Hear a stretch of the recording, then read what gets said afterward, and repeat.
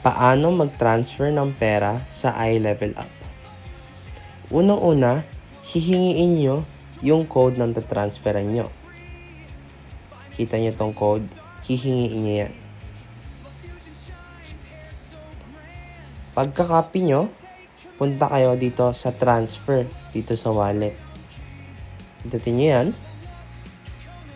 May kita nyo dyan, recipient code. Diyan, ipipaste nyo lang yung code nila.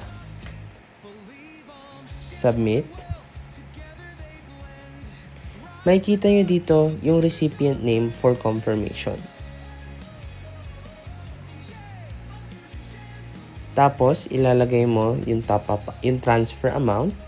Ang minimum transfer natin is 100 pesos. Pag nalagay nyo na yung transfer amount na gusto nyo i-transfer, pindutin nyo lang yung submit. Pagka-submit, may kita yung receipt na nasubmit nyo na.